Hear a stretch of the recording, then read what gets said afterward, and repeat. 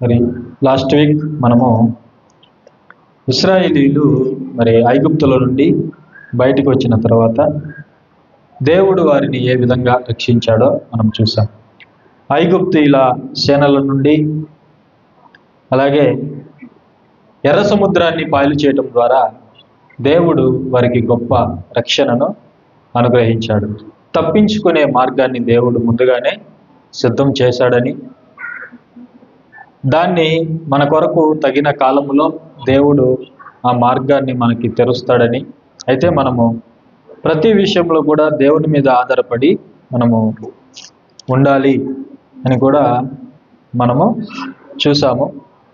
విశ్వాస పరీక్షలో మనము గెలవాలి అనే విషయాలను కూడా మనం చూసాం.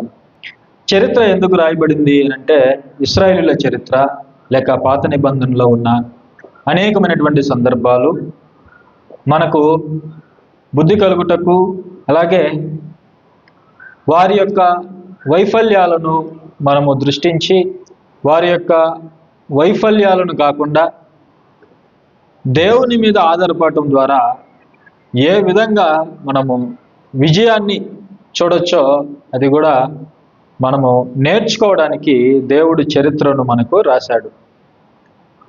ఈరోజు కూడా మరి తర్వాత ప్రయాణం, ఇశ్రాయేలీయులు ఐగుప్తులో నుండి బయటకు వచ్చిన తర్వాత ఎర్ర సముద్రాన్ని పాయలు చేసి దేవుడు వారికి గొప్ప రక్షణ కలిగించిన తర్వాత ఇశ్రాయేలీయుల ప్రయాణం గురించి మరికొన్ని విషయాలు మనం చూద్దాం.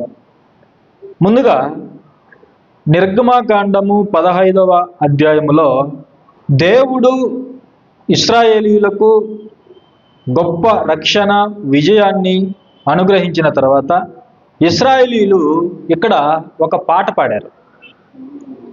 నిర్గమాకాండము 15వ అధ్యాయంలో వారి హృదయంలో నుండి దేవుని గురించినటువంటి పాట ప్రవాహంలాగా ప్రవహించింది.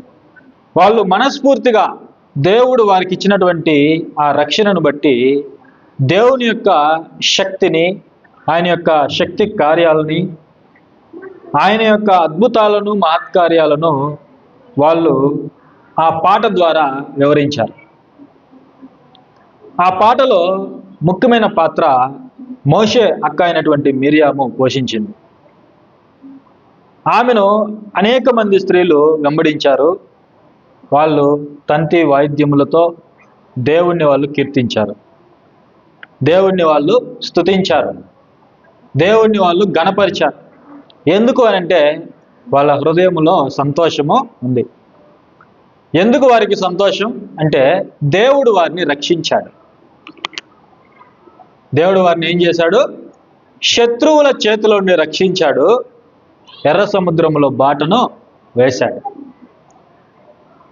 గొప్ప అద్భుతాలు చేయడం ద్వారా వారికి రక్షణ ప్రసాదించాడు. అందుకే వారి హృదయంలో ఒక పాట ఉంది. ఈరోజు క్రైస్తవ ప్రపంచంలో మనం ఎన్నో పాటలు వింటున్నాం. ఎందుకు పాటలు వింటున్నాం? అనేక మంది పాటలు రాశారు, అనేక మంది పాటలు పాడుతున్నారు. క్రైస్తవ ప్రపంచంలో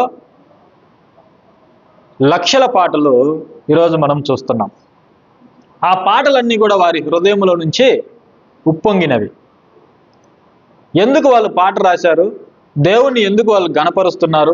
దేవుణ్ణి వాళ్ళు ఎందుకు కీర్తిస్తున్నారు? ఎందుకు దేవుణ్ణి వాళ్ళు పొగుడుతున్నారు అని అంటే, వాళ్ళ హృదయంలో సంతోషము ఉంది. ఏంటి ఆ సంతోషం అని అంటే, అలనాడు ఇశ్రాయేలీయులకు దేవుడు ఇచ్చిన గొప్ప రక్షణ కంటే ఇంకా గొప్పదైనటువంటి రక్షణ దేవుడు తన సొంత కుమారుణ్ణి లోకానికి పంపించడం ద్వారా పాపపు బానిసత్వం నుంచి విడిపించాడు. దేవుడు పాపపు సంఖ్యలను తెంచి దేవుడు తన రాజ్యంలో చేర్చుకున్నాడు. అందుకే ఈరోజు క్రైస్తవ ప్రపంచంలో ఎన్నో పాటలు మనం చూస్తున్నాం. దేవుణ్ణి కొనియాడుతున్నటువంటి పాటలు, దేవుణ్ణి గణపరుస్తున్నటువంటి పాటలు, దేవుణ్ణి పొగుడుతున్నటువంటి పాటలు, దేవుణ్ణి కీర్తిస్తున్నటువంటి పాటలు. ఒకప్పుడు ఇశ్రాయేలీయులు కూడా దేవుడిచ్చినటువంటి ఆ రక్షణను బట్టి వాళ్ళు దేవుణ్ణి కీర్తించారు పాట రూపంలో. అదే మనము 15వ అధ్యాయంలో మనం చూస్తున్నాం. అయితే ఇక్కడ మనం తెలుసుకోవాల్సింది ఏంటంటే, జీవితం అంటే కేవలము ఒక పాటతో ముగిసిపోయేది కాదు. జీవితం అంటే ఏంటి? ఒక పాటతో ముగిసిపోయేది కాదు. దేవుడు ఇచ్చినటువంటి గొప్ప రక్షణను బట్టి వాళ్ళు సంతోషగానం చేశారు, దేవుణ్ణి కీర్తించారు. ఓకే, బాగానే ఉంది. ఈరోజు నూతన నిబంధనలో ఉన్న మనము అంతకంటే గొప్ప రక్షణ సంపాదించుకున్న మన హృదయంలో కూడా ఒక గొప్ప కీర్తన ఉంది. మన హృదయంలో కూడా దేవుని పాట ఉంది. అయితే మన జీవితం అంతా కూడా ఈ పాట మాత్రమే కాదు, పాట తర్వాత ఇంకా జీవితము ఉంది. ఇది ఎలాంటిదంటే, నూతనంగా వివాహం చేసుకుంటున్నారంటే వారికి ఎంతో సంతోషం, అవునా కదా? వారికి ఎంతో సంతోషం. ఒక ఉద్యోగాన్ని సంపాదిస్తే ఎంతో సంతోషం. ఒక 10th క్లాస్ ఫస్ట్ ర్యాంక్లో పాస్ అయితే ఎంతో సంతోషం, అవునా కదా? డిగ్రీ ఫస్ట్ ర్యాంక్లో పాస్ అయితే సంతోషం. మనం ప్రమాదం నుండి తప్పించబడితే సంతోషం. మనకు ఉద్యోగంలో ప్రమోషన్ వస్తే సంతోషం. వివాహం జరిగితే సంతోషం. బిడ్డ పుడితే సంతోషం. బర్త్డే వస్తే సంతోషం, అవునా కదా? అయితే జీవితం అంటే కేవలము ఇవే కాదు. ఉద్యోగం దొరికితేనే సంతోషం కాదు, తర్వాత నీవు దాన్ని కొనసాగించాలి. 10th పాస్ అయితేనే సంతోషం కాదు, ఆ తర్వాత ఇంకా జీవితం ఎంతో ఉంది. వివాహం చేసుకుంటేనే సంతోషం కాదు, ఆ తర్వాత ఆ వివాహాన్ని కొనసాగించాలి. బిడ్డలు కలిగితేనే సంతోషం కాదు, ఆ తర్వాత వారి యొక్క బరువు బాధ్యతలు భరించాలి, చూసుకోవాలి. ఈ క్రమంలో మన జీవితంలో ఎన్నో ఆటుపోట్లు ఎదురవుతాయి, ఎన్నో ఎత్తు పల్లాలు, అవునా కదా? ఈ ఎత్తు పల్లాల్లో, ఈ సుఖ దుఃఖాల్లో మన జీవితాన్ని మనము ఎలా కొనసాగిస్తున్నాము, అందులో మనం ఏ విధంగా ఫలిస్తున్నాము అనేది చాలా ప్రాముఖ్యమైనటువంటి విషయం. ఇక్కడ ఇశ్రాయేలీయుల జీవితం ద్వారా ఈరోజు మనం ఒక గొప్ప సత్యాన్ని నేర్చుకోవచ్చు. చూడండి, వాళ్ళు దేవునికి గానము చేసిన తర్వాత, దేవుణ్ణి పొగిడిన తర్వాత, దేవుణ్ణి స్తుతించిన తర్వాత, ఆయన వారి కొరకు చేసిన అద్భుతాలన్నీ కూడా తలపోసుకున్న తర్వాత వాళ్ళు తిరిగి ప్రయాణం చేశారు. పాట అయిపోయింది. ఏమైపోయింది? పాట అయిపోయింది. నీకు ఉద్యోగం వచ్చింది, పెళ్ళి అయిపోయింది, బిడ్డలు కలిగారు, అయిపోయింది. నువ్వు తప్పించబడ్డావు, నీకు మేలు జరిగింది, దేవుడు నిన్ను కాపాడాడు, నిన్ను రక్షించాడు. అయితే తర్వాత ఏంటి? అందరితో నీ జీవితం అయిపోయిందా? లేదు. నీ జీవితం మరలా ప్రారంభమైంది. నీ ప్రయాణం మరలా కొనసాగుతుంది. ఇక్కడ ఇశ్రాయేలీయులు కూడా పాట అయిపోయింది. తర్వాత వాళ్ళు ఏం చేస్తున్నారో చూడండి. ఒకటి గుర్తుపెట్టుకోండి, దేవుడు వారిని నడిపిస్తున్నాడు. ఎవరు నడిపిస్తున్నారు ఇశ్రాయేలీయుల్ని? దేవుడు నడిపిస్తున్నాడు.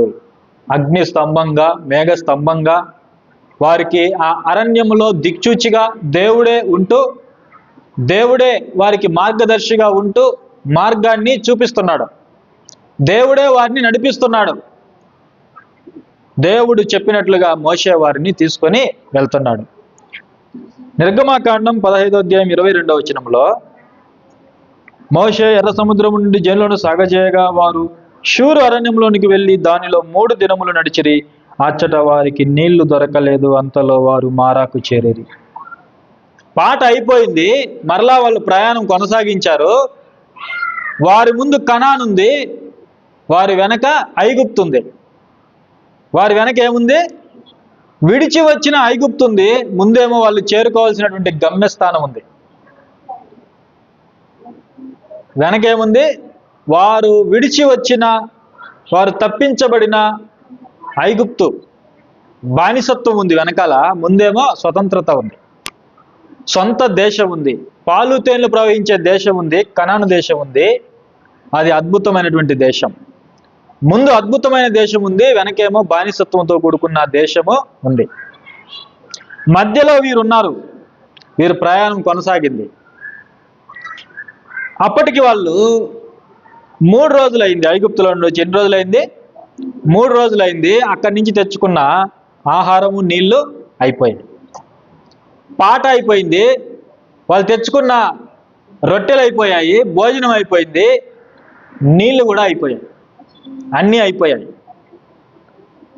అప్పటికి 3 రోజులైంది.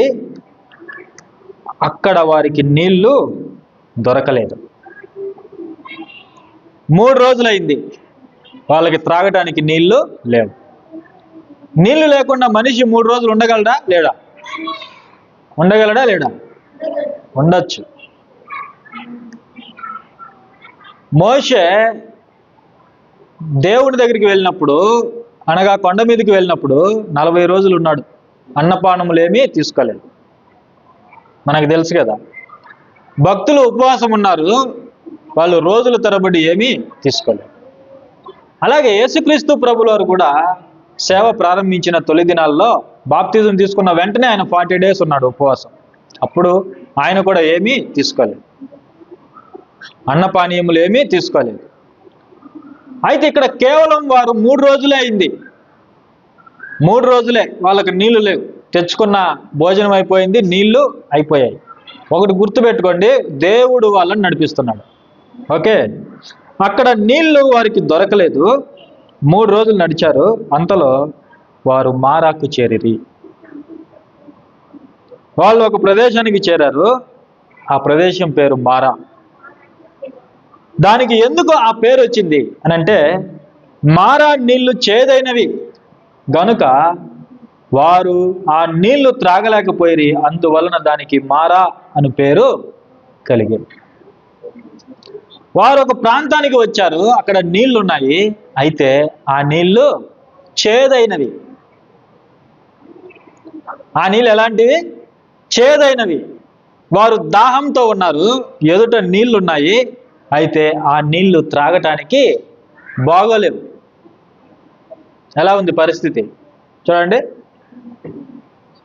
వారిని ఆ మారా ప్రాంతానికి, ఆ చేదు నీటి యొద్దకు ఎవరు నడిపించారు? వాళ్ళని దేవుడే నడిపించాడు.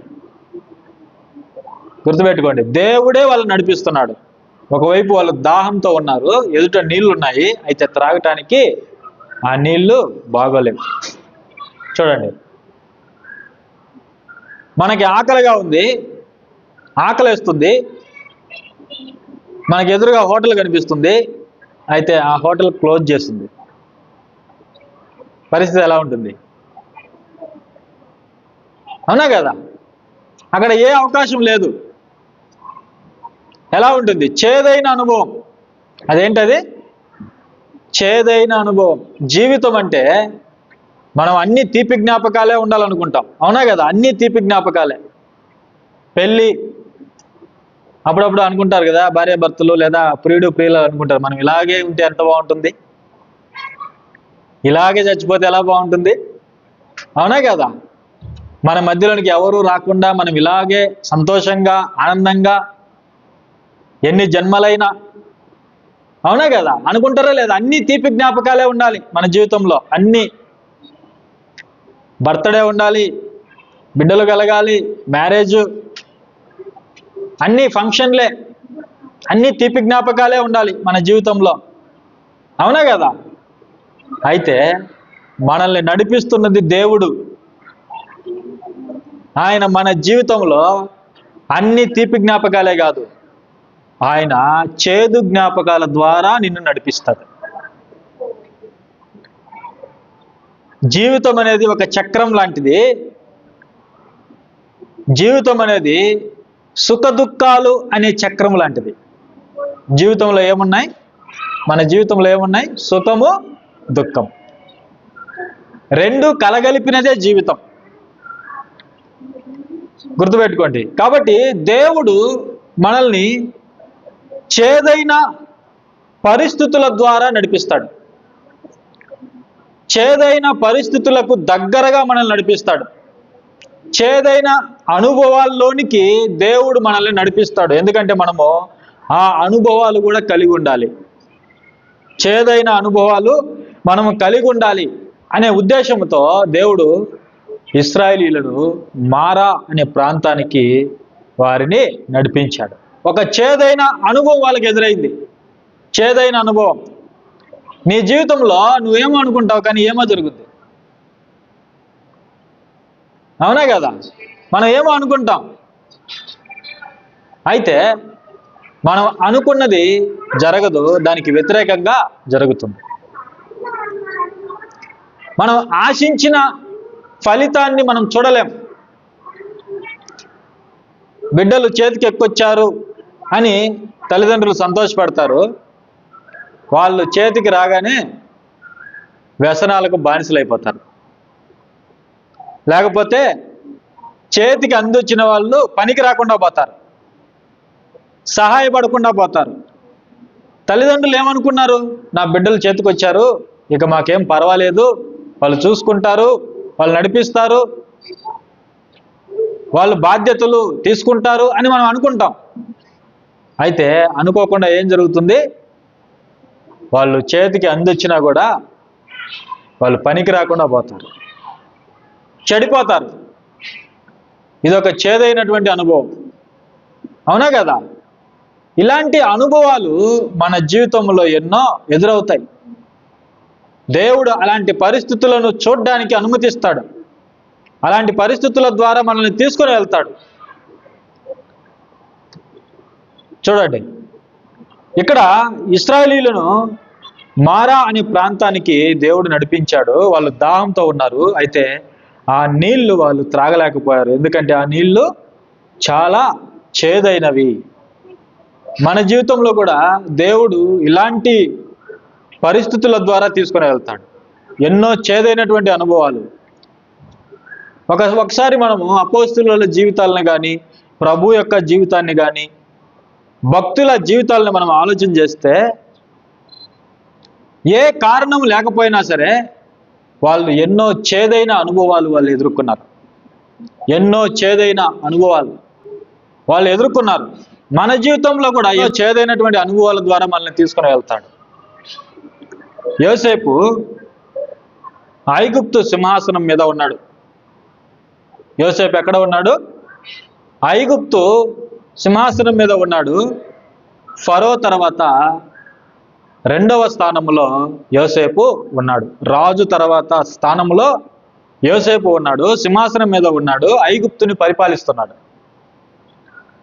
అయితే ఆ సింహాసనం మీద ఉండి యోసేపు ఆలోచిస్తున్నప్పుడు, ఆ సింహాసనం మీద కూర్చోవడానికి ముందు జరిగినటువంటి పరిస్థితులు ఆలోచన చేస్తే అన్ని చేదైన అనుభవాలే. యోసేపు జీవితంలో అన్ని చేదైన అనుభవాలే. ఎక్కడి నుండి? యోసేపుకి ఎప్పుడైతే కళ వచ్చిందో, ఆ కళ భావాన్ని ఎప్పుడైతే అన్నలకు తెలియజేశాడో, తల్లిదండ్రులకు తెలియజేశాడో, అప్పటి నుంచి యోసేపుకి చేదైన అనుభవాలు ప్రారంభమయ్యాయి. యోసేపు ఎవరికి హాని చేయలేదు, అయినా సరే ఎన్నో చేదైన అనుభవాల ద్వారా వెళ్ళాడు. అన్నలు ద్వేషించారు, తల్లిదండ్రులు కోపపడ్డారు, అన్నలు చివరికి చంపాలనుకున్నారు. ఆలోచన చేయండి, అది చేదైన అనుభవం కదా? జీవితంలో కుటుంబ సభ్యులు, సొంత ప్రజలు యోసేపుని చంపాలనుకున్నారు. గుంటలో పడేశారు. బ్రతిమలాడుకుంటున్న అన్నలు కనికరించలేదు. చేదైన అనుభవం. అన్నలకు ఏమైనా అన్యాయం చేశాడా యోసేపు? చేయలేదు. అయినా సరే ఆ పరిస్థితుల ద్వారా వెళ్ళడానికి దేవుడు అనుమతించాడు. ఆలోచన చేయండి. తర్వాత అన్నలు అమ్మేశారు. సొంత అన్నలు అమ్మేశారు. ఇస్మాయిలీలకు అమ్మేస్తే ఇస్మాయిలీలు ఐగుప్తులో పోతీఫర్ అనే వ్యక్తికి అమ్మేశారు. అక్కడ దాసునిగా ప్రారంభించాడు జీవితాన్ని. ఆ తర్వాత చెయ్యని నేరానికి జైలు పాలయ్యాడు. పోతీఫర్ భార్య యోసేపు మీద కన్ను వేసి యోసేపు జైలు పాలవడానికి కారణమైంది. యోసేపు ఏ తప్పు చేయలేదు, అయినా సరే చెయ్యని నేరానికి జైలు అనుభవించాడు. చెయ్యని నేరానికి జైలు శిక్ష అనుభవించాడు. యోసేపు నీతిమంతుడైనటువంటి యోసేపు, పాత నిబంధనలో ఉన్నటువంటి యోసేపు, యాకోబు కుమారుడైనటువంటి యోసేపు చూడండి, చెయ్యని నేరానికి జైలు పాలయ్యాడు. ఈరోజు కొన్ని రాష్ట్రాల్లో దైవ సేవకులు జైల్లో ఉన్నారు. చాలామంది జైలు శిక్ష అనుభవిస్తున్నారు. క్రైస్తవులు, పాస్టర్లు, దైవ సేవకులు. ఎందుకు అంటే సువార్త ప్రకటించినందుకు. దేనికి జైల్లో ఉన్నారు? హత్యలు చేసిన వాళ్ళు జైల్లో ఉంటారు, రేపులు చేసిన వాళ్ళు జైల్లో ఉండాలి, దోచుకున్నవాడు జైల్లో ఉండాలి, లంచగొండలు జైల్లో ఉండాలి, దొంగలు జైల్లో ఉండాలి, అంతకులు జైల్లో ఉండాలి. కానీ ఈరోజు ఎవరున్నారు జైల్లో? సువార్త ప్రకటించిన వాళ్ళు, దేవుని ప్రేమను ప్రకటించిన వారు జైలు శిక్షను అనుభవిస్తున్నారు ఈరోజు. చూడండి, అవునా కదా? ఆలోచన చేయండి. మన దేశం ఎటుపోతుందో చూడండి. మంచిని ప్రకటించిన వారికి జైలు శిక్ష, దోచుకునేవారు బయట దర్జాగా తిరుగుతున్నారు. సమాజాన్ని పాడు చేసేవారు దర్జాగా తిరుగుతున్నారు. అయితే సత్యాన్ని ప్రకటిస్తున్న వాళ్ళు జైల్లో మగ్గుతున్నారు. చేదైన అనుభవాలు చూడండి, చేదైన అనుభవాలు. యోసేపు తాను చేయని నేరానికి జైలు శిక్ష అనుభవించాడు. సింహాసనం మీద ఉండి ఆలోచిస్తున్నాడు. తన జీవితంలో అడుగడుగున ఎన్నో చేదైన అనుభవాలు. అవునా కదా? ఆలోచన చేయండి. ఒకసారి మన ప్రభు జీవితాన్ని మనం ఆలోచన చేస్తే, ప్రభు ఎక్కడ ఉన్నాడు ఇప్పుడు? చెప్పండి, మీకు క్వశ్చన్. ప్రభు ఎక్కడ ఉన్నాడు? ప్రభు ఎక్కడ ఉన్నాడు? ప్రస్తుతం ప్రభు ఎక్కడ ఉన్నాడు? తండ్రి కుడిపార్శ్వమున ఉన్నాడు. ఉన్నాడా లేదా? ఉన్నాడు. తండ్రి కుడిపార్శ్వమున ఉన్నాడు. ఆ మాట ఒకసారి చూద్దామా? పేతురు గారు ఆ విషయాన్ని మనకి చెప్పారు. 1 పేతురు పత్రిక 3వ అధ్యాయము చివరి వచనం చూడండి. చివరి వచనం, ఆయన పరలోకమునకు వెళ్ళి దూతల మీదను అధికారుల మీదను శక్తుల మీదను అధికారము పొందినవాడై దేవుని కుడిపార్శ్వమున ఉన్నాడు. ప్రభు ప్రజెంట్ ఎక్కడ ఉన్నాడు? దేవుని కుడిపార్శ్వమున ఉన్నాడు. సమస్తాన్ని నిర్వహిస్తున్నాడు. ఓకే. అయితే ప్రభు సింహాసనం మీద ఉన్నాడు.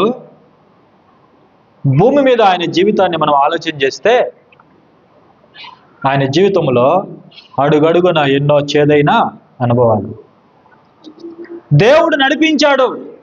యోసేపుని దేవుడు నడిపించాడు చేదైన అనుభవాల ద్వారా.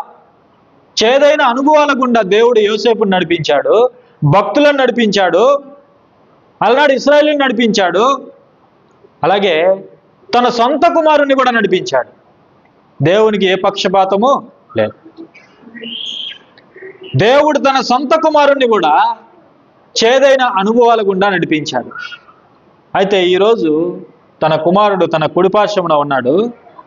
అయితే ఆయన భూమి మీద ఉన్న ఆయన జీవితాన్ని ఒకసారి మనం ఆలోచన చేస్తే, అడుగడుగున ఎన్నో చేదైన అనుభవాలు. యేసేపు వలె సొంత ఇంటి వారే యేసు ప్రభువుని విశ్వసించలేదు. తమ్ముళ్ళు చెల్లెళ్ళు యేసు ప్రభువుని విశ్వసించలేదు. అది చేదైన అనుభవం కాదా? అవునా కదా? ఆలోచన చేయండి. అది ఒక చేదైన అనుభవం. మతి లేదు అన్నారు యేసు ప్రభువుని. ఎవరు అన్నారు? మతి చలించింది అని యేసు ప్రభువుని ఎవరన్నారు? చెప్పండి. బయట వాళ్ళ? ఇంట్లో వాళ్ళ? ఇంట్లో వాళ్ళే. మతి చలించింది అన్నారు. చేదైన అనుభవం కదా? చెప్పండి. అడుగడుగున చేదైన అనుభవాలే. దెయ్యం పట్టినవాడు అన్నారు, త్రాగుబోతన్నారు, తిరుగుబోతన్నారు. ఎవరిని? యేసు ప్రభువుని. దెయ్యాలకు అధిపతి అన్నారు, వంచకుడు అన్నారు, నీచుడు అన్నారు. చూడండి, ఇవన్నీ ఏంటివి చెప్పండి? చేదైన అనుభవాలు. అడుగడుగున చేదైన అనుభవాలు తన కుమారుడు అనుభవించాడు, దేవుడు అనుమతించాడు. చివరికి శిలువ మరణములో, శిలువలో వేలాడుతున్నా సరే ఆయన ఎన్నో చేదైన అనుభవాలు. ఆయన మీద ఎవరు జాలి చూపించిన వారు లేరు. సిలువలో వేలాడుతున్నా సరే దొంగలు దూషిస్తున్నారు, అటు ఇటు వెళుతున్న వాళ్ళు దూషిస్తున్నారు, అపహాస్యం చేస్తున్నారు, హేళన చేస్తున్నారు. నీవు దేవుని కుమారుడు అయితే దిగిరా అంటున్నారు. చూడండి, దేవుడు ఇలాంటి చేదైన అనుభవాల ద్వారా తన కుమారుణ్ణి నడిపించాడు. అయితే ఈరోజు తన కుమారుడు ఎక్కడ ఉన్నాడు? తండ్రి కుడిపార్శ్వమున ఉన్నాడు. అయితే భూమి మీద ఆయన జీవితాన్ని మనం చూస్తే అడుగడుగున చేదు జ్ఞాపకాలు. ఇది ఎందుకు చెప్తున్నానంటే మన జీవితంలో కూడా ఇలాంటివి ఎదురవుతాయి. మన వాళ్ళే మనల్ని అర్థం చేసుకోరు, పరిస్థితులు వస్తాయి. కుటుంబంలో చేదైన అనుభవాలు, పిల్లలను బట్టి చేదైన అనుభవాలు ఎదురవుతాయి. అవునా కదా? అయితే ఇలాంటి చేదైన అనుభవాల ద్వారా దేవుడు మనల్ని నడిపిస్తున్నప్పుడు మనం ఏం చేయాలి? ఇశ్రాయేలీయులు ఏం చేశారు? చేదైన నీటి యొద్దకు దేవుడు వారిని నడిపించినప్పుడు వారి యొక్క స్పందన ఎలా ఉంది? ఇశ్రాయేలీయుల స్పందన ఎలా ఉంది? చూడండి, నిర్గమాకాండం 15వ అధ్యాయము 24వ వచనం మనం చూస్తే, ప్రజలు మేమేమి త్రాగుదుమని మోషే మీద అడిగారా, సనిగారా? చెప్పండి. సనిగారు. ప్రజలు ఏం చేశారు?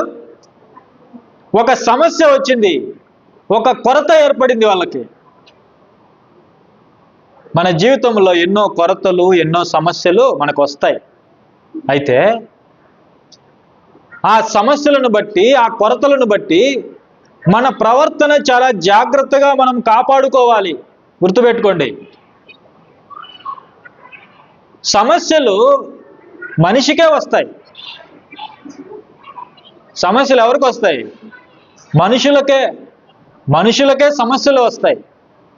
ఆ సమస్యల్లో నీ ప్రవర్తనను బట్టి నీవు గొప్పవాడవో, నీవు విశ్వాసివో, నీవు అవిశ్వాసివో చెప్పేయచ్చు.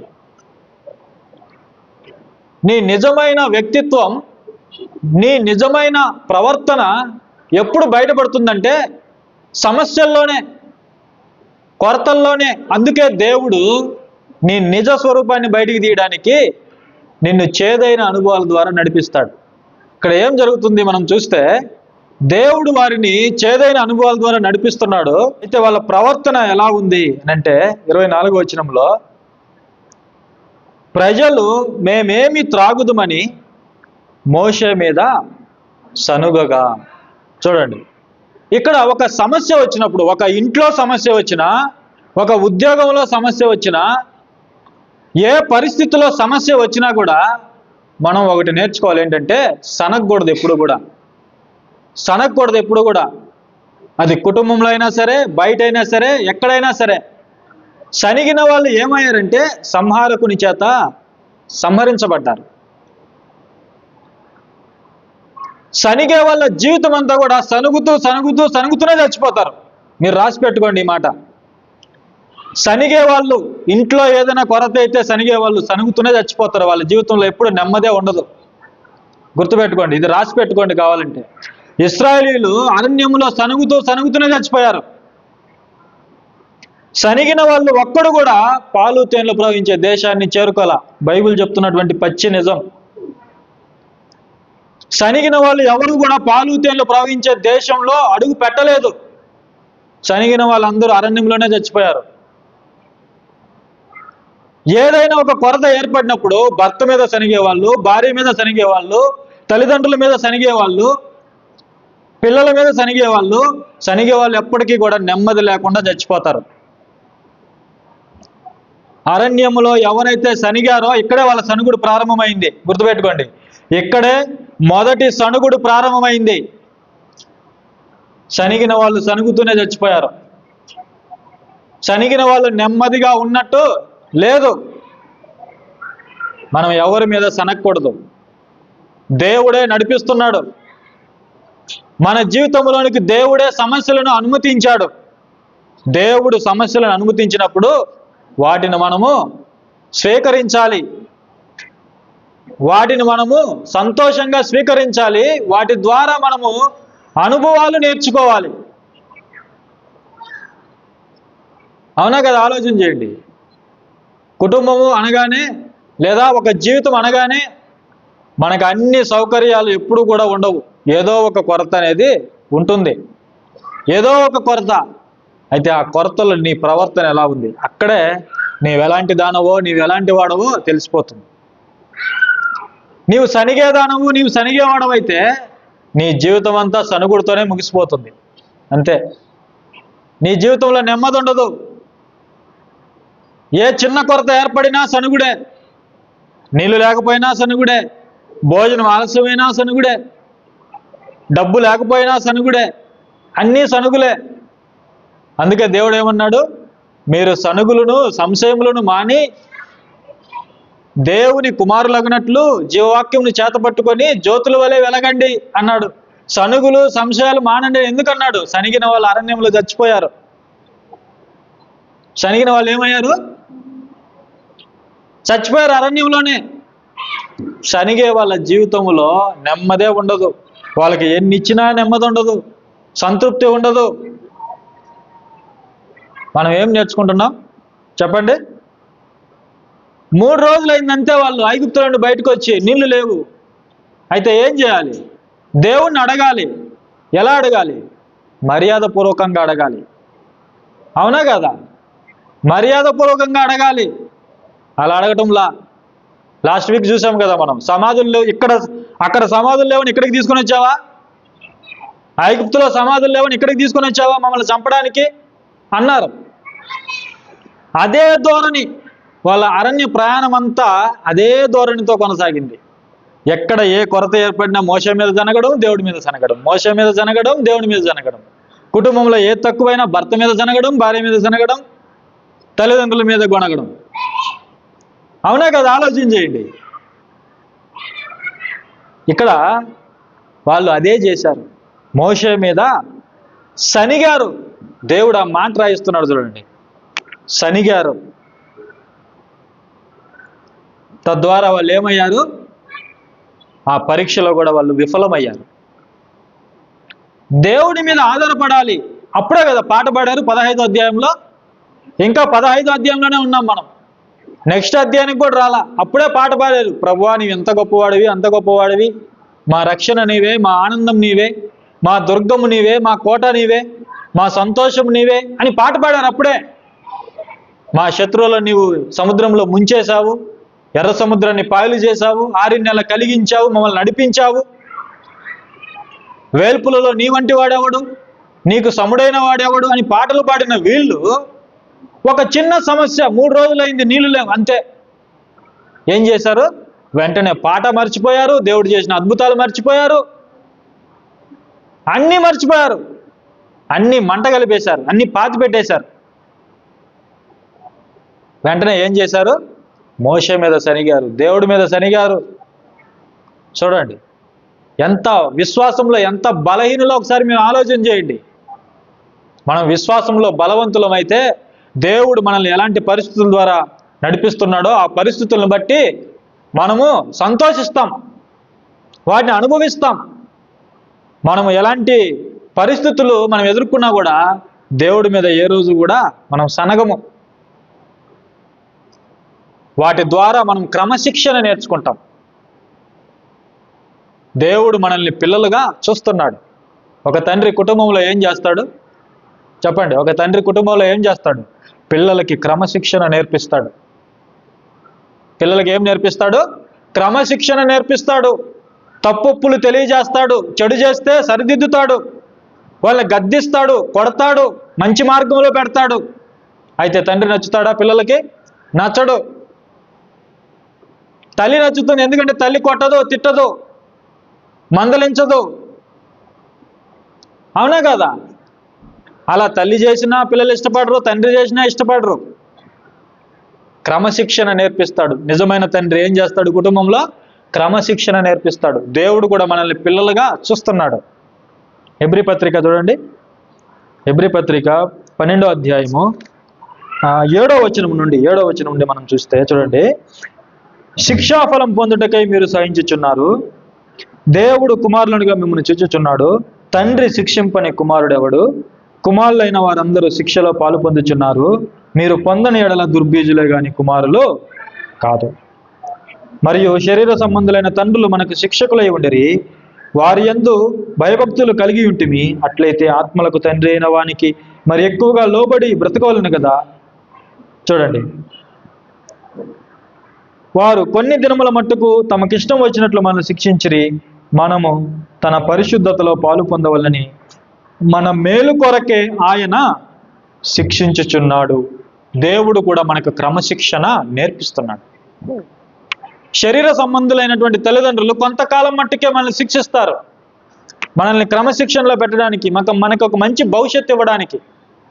దేవుడు కూడా మనము తన పరిశుద్ధతలో పాలు పొందుటకై మన మేలు కొరకే ఆయన మనల్ని శిక్షిస్తాడు.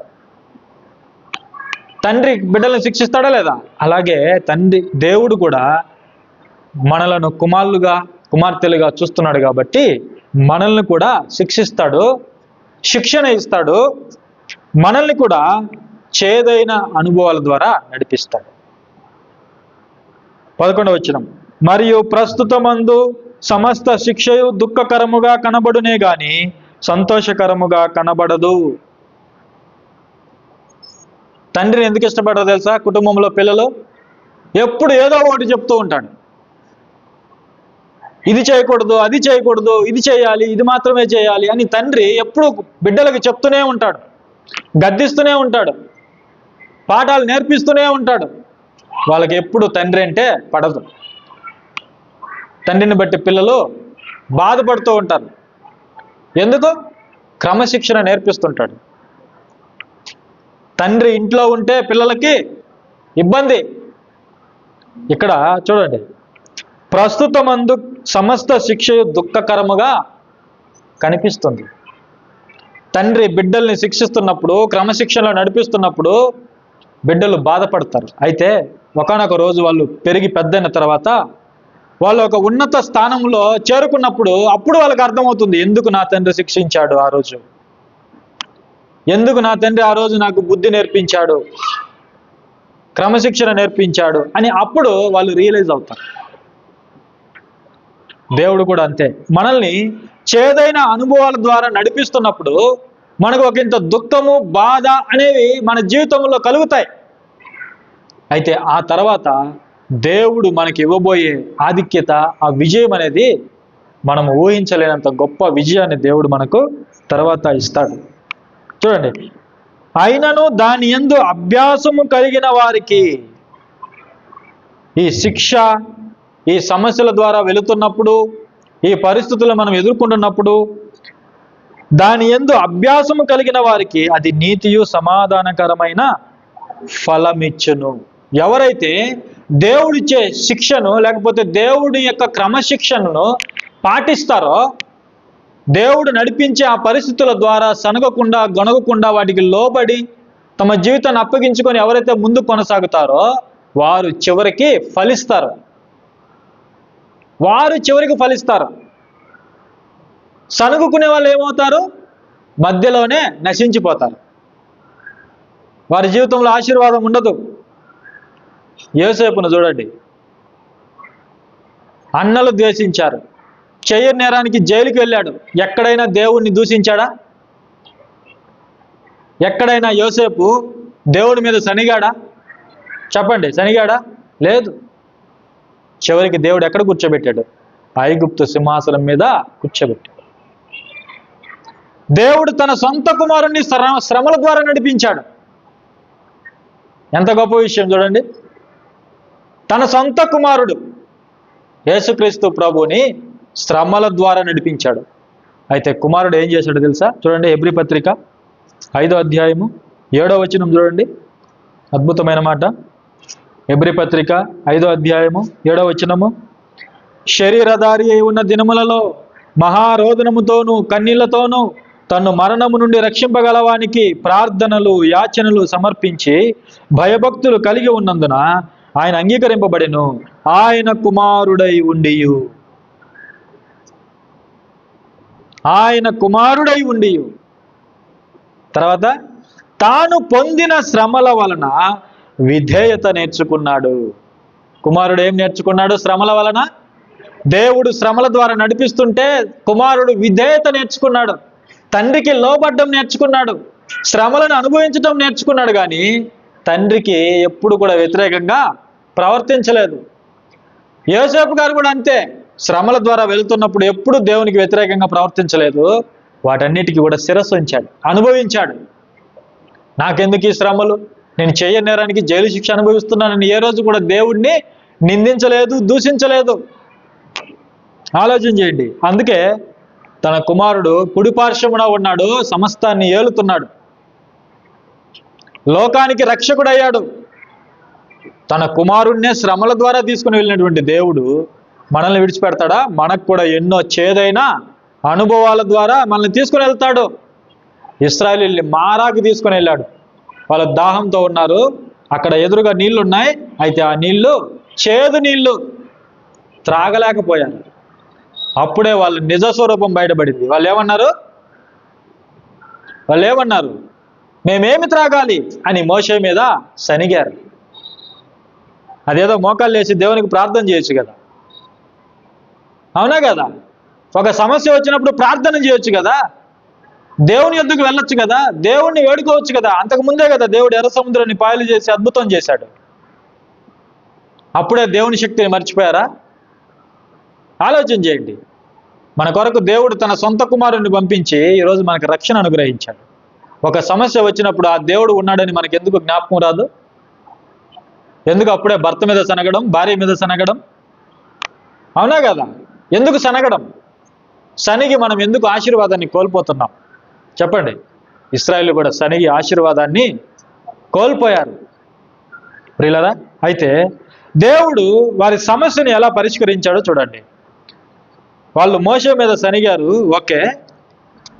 దేవుడి మీద కూడా వాళ్ళు సనిగారు, ఓకే. తర్వాత దేవుడు ఏం చేశాడో చూడండి. 25వ వచనం. అతడు యెహోవాకు మొరపెట్టెను, మోషే యెహోవాకు మొరపెట్టెను, అంతటా యెహోవా అతనికి ఒక చెట్టును చూపించాను, అది ఆ నీళ్ళలో వేసిన తర్వాత నీళ్లు మధురములాయెను. ఆ చేదైన నీటిని ఏం చేశాడు? దేవుడు మధురముగా మార్చాడు. దేవుడు నెక్స్ట్ చేయబోయేది అదే. ఈలోపు వీళ్ళు ఏం చేశారు? సనిగారు. సనిగి ఆశీర్వాదాన్ని కోల్పోయారు, సనిగి పరీక్షలో విఫలమయ్యారు. అందుకే సమస్య వచ్చినప్పుడు మనం ఎప్పుడు కూడా సనక్కూడదు, ఎదురు చూడాలి, నిరీక్షణ కలిగి ఎదురు చూడాలి, దేవుడి మీద ఆశ పెట్టుకోవాలి. దేవుడు పరిష్కారాన్ని ముందుగానే ఏర్పాటు చేసి మనల్ని ఆ పరిస్థితుల ద్వారా నడిపిస్తాడనే విషయాన్ని మనం గుర్తుపెట్టుకోవాలి. కాబట్టి దేవుడు మనకు ఇచ్చేంత వరకు మనం ఓపికతో ఉండాలి. దేవుడు ఆ నీటిని మధురముగా మార్చాడు. ఏం చెప్పాడు దేవుడు మోషేకి? ఒక చెట్టును చూపించాడట. ఒక చెట్టును చూపించాడు. చూపించు అనే మాటకు హిబ్రూలో బోధించటం అని ఉంది. అంటే ఆ చెట్టును చూపించి మోషేకి దేవుడు బోధించాడు. ఏం బోధించాడు? దేవుని సంకల్పాన్ని బోధించాడు. చెట్టు దేనికి సాదృశ్యమో తెలుసా? సిలువకు సాదృశ్యం. ఒకసారి గలతీ పత్రిక చూడండి, 3వ అధ్యాయము 13-14 వచనాలు. ఆత్మను గురించిన వాగ్దానము విశ్వాసం వలన మనకు లభించినట్లు అబ్రహాం పొందిన ఆశీర్వచనము క్రీస్తు యేసు ద్వారా అన్ని జనులకు కలుగుటకై క్రీస్తు మన కోసము శాపమై మనలను ధర్మశాస్త్రం యొక్క శాపము నుండి విమోచించెను. ఇల్లు గూర్చి మ్రాను మీద వ్రేలాడిన ప్రతి వాడును శాపగ్రస్తుడు అని వ్రాయబడి ఉన్నది. యేసు ప్రభుల వారు మనల్ని పాపము నుండి, ధర్మశాస్త్రం నుండి విమోచించి మనల్ని స్వతంత్రులుగా చేయుటకు ఆయన మ్రాను మీద వ్రేలాడాడు. చెట్టుకు ఆయన వ్రేలాడదీయబడ్డాడు. సిలువకు సాదృశ్యంగా ఉంది. ఎందుకు? మన చేదు జ్ఞాపకాలన్నింటినీ తీసివేసి మనకు ఒక నూతనమైనటువంటి జీవితాన్ని అనుగ్రహించడానికి ఆయన చెట్టుకు వ్రేలాడాడు, లేక మ్రానుకు వ్రేలాడాడు. సిలువకు ఆయన వ్రేలాడాడు. ఎందుకు? నీ జీవితాన్ని మధురం చేయడానికి, నిన్ను తండ్రితో కలపడానికి, తండ్రి కుటుంబంలో నిన్ను చేర్చడానికి, నిన్ను ఆశీర్వదించడానికి ఆయన శాపగ్రస్తుడిగా మ్రాను మీద వ్రేలాడాడు. దేవుని సంకల్పం.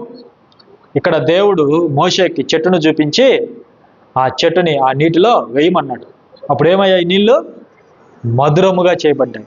నీ జీవితంలో ఉన్న చేదు అనుభవాలన్నీ తొలగిపోయి మధురమైన జ్ఞాపకాలు నీ జీవితంలో రావాలంటే నీవు సిలువ యొద్దకు రావాలి, ప్రభు యొద్దకు నువ్వు రావాలి, నీవు తండ్రి యొద్దకు నువ్వు రావాలి.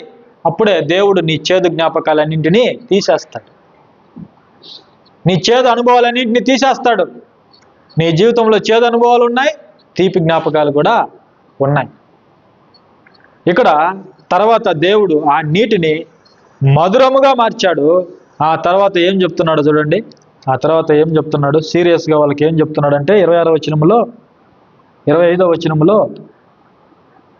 అక్కడ ఆయన వారికి కట్టడను నిర్ణయించి అక్కడ వారిని పరీక్షించి మీ దేవుడైన యెహోవా వాక్కును శ్రద్ధగా విని ఆయన దృష్టికి న్యాయమైనది చేసి ఆయన ఆజ్ఞలకు విధేయులై ఆయన కట్టడలన్నింటినీ అనుసరించి నడిచిన ఎడల నేను ఐగుప్తీయులకు కలుగు చేసిన రోగములలో ఏదియూ మీకు రానియ్యను, నిన్ను స్వస్థపరచు యెహోవాను నేనే అంటున్నాడు. చూడండి, దేవుడు పరీక్ష నిమిత్తము వారిని చేదైన నీటి యొద్దకు నడిపించాడు. అయితే వాళ్ళు ఫెయిల్ అయ్యారు. వాళ్ళు ఏమయ్యారు? ఫెయిల్ అయ్యారు. అందుకే దేవుడు వాళ్ళకు వార్నింగ్ ఇచ్చాడు, మీరు నా మాట శ్రద్ధగా విని మీరు వాటిని అనుసరిస్తే ఐగుప్తులో నేను కలుగజేసిన ఏ రోగాన్ని కూడా మీ మీదకి రానివ్వను. ఒకవేళ మీరు నా మాటలు అనుసరించకపోతే దానికి ఆపోజిట్ ఏంటి? వాళ్ళ మీదకి ఏమొచ్చిందో మీ మీదకి అదే వస్తుంది. అదే అంటే దేవుడు కోరుకుంటున్నది ఏంటి? ఆయన మనకు అనుమతించే ప్రతి పరిస్థితి ద్వారా మనం వెళ్ళాలి. అది చేదైనదైనా సరే, అది తీపి జ్ఞాపకమైనా సరే, వాటి ద్వారా మనం వెళుతున్నప్పుడు సనక్కూడదు, గొనకూడదు, దేవునికి వ్యతిరేకంగా మనం ప్రవర్తించకూడదు. మనం దేవుని మీద ఆధారపడి ఉండాలి, దేవుని కొరకు సాయం కొరకు ఓపికతో కనిపెట్టుకుని ఉండాలి, యోసేపు వలె, ప్రభు వలె. అప్పుడే దేవుడు ఒకానొక రోజు మనల్ని సింహాసనం మీద కూర్చుండబెడతాడు, సింహాసనం మీద కూర్చుండబెడతాడు. తర్వాత 27వ వచనం చూడండి, ముగించుకుందాం. 27వ వచనంలో, తరువాత వారు ఏలీమునకు వచ్చిరి, అక్కడ 12 నీటి బుగ్గలు 70 ఈత చెట్లు ఉండెను, వారు అక్కడనే ఆ నీళ్ళ యొద్ద దిగిరి. దేవుడు వాళ్ళని ఎక్కడికి నడిపించాడు? తర్వాత ఎలీము దగ్గరికి నడిపించాడు. ఈరోజు ఎన్నో సంఘాలు ఎలీం అనే పేరు మీద ఉన్నాయి, ఎన్నో సంఘాలు. ఎందుకంటే ఆ ప్రాంతంలో ఏమున్నాయి? 12 నీటి బుగ్గలు, 12 నీటి బుగ్గలు, 70 ఈత చెట్లు. ఈ 12, 70 అనగానే నూతన నిబంధనలో నాకు ఒకటి గుర్తుకొచ్చింది. యేసు ప్రభు యొక్క శిష్యులు ఎంతమంది? 12 మంది. ఆయనకు మరికొంతమంది శిష్యులు ఉన్నారు, వాళ్ళు ఎంతమంది? 70 మంది. ఆయనకు 12 మంది శిష్యులు ఉన్నారు, ఆ తర్వాత 70 మందిని ఒకసారి పంపించాడు దెయ్యముల మీద అధికారం ఇచ్చి. అంటే ఇది దేనికి సాదృశ్యం మనకంటే? సంఘానికి సాదృశ్యం. నీటి బుగ్గల యొద్దకు దేవుడు నడిపించాడు. మీలో ఎవరికైనా దాహం ఉంటే నా యొద్దకు వచ్చి దాహం తీర్చుకోండి అని చెప్పాడు ప్రభు. జీవ జలము యొద్దకు దేవుడు నడిపించాడు. జీవజలం ఎక్కడుంది? జీవవాక్యం ఎక్కడ ఉంటే అక్కడే జీవజలము ఉంటుంది. జీవవాక్యం ఎక్కడుంది? సంఘంలో ఉంది.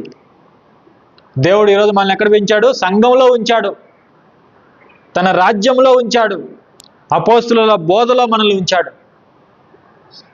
ఈరోజు మనం ఏ బోధ వింటున్నాం? అపోస్తుల బోధ. సంఘం అపోస్తుల బోధను అనుసరించాలి. దేవుడు సంఘంలో మనల్ని నాటాడు, చేదైన అనుభవాల ద్వారా మనల్ని నడిపిస్తున్నాడు. మనకు ఏ పరిస్థితులు అనుకూలించవు. అయితే అలాంటి పరిస్థితుల్లో కూడా మనం దేవుడి మీద ఆశ కలిగి ఉండాలి. మనకు నచ్చని పరిస్థితుల ద్వారా దేవుడు మనల్ని నడిపిస్తున్నప్పుడు ఎప్పుడు కూడా మనం దేవుని మీద సనక్కూడదు, గొనకూడదు, దేవుణ్ణి మనం అనుమానించకూడదు, కానీ దేవుని మీద మనం ఆధారపడాలి. ఆనందంతో వాటిని మనం అనుసరించినప్పుడు, అనుభవించినప్పుడు ఒకానొక సందర్భంలో దేవుడు మనల్ని ఆశీర్వదిస్తాడు. ఒకానొకప్పుడు దేవుడు శత్రువు మీద మనకు విజయాన్ని అనుగ్రహిస్తాడు. మనల్ని ఎవరైతే బాధ పెట్టాలనుకుంటున్నారో, మనల్ని ఎవరైతే చూసి నవ్వుతున్నారో వారి ముందే దేవుడు మనకు విజయాన్ని అనుగ్రహిస్తాడు. అది వాస్తవం. కాబట్టి మనం ఆ విధంగా ముందుకెళ్ళాలని కోరుకుంటూ మరి చిన్న సందేశాన్ని ముగిస్తున్నాను.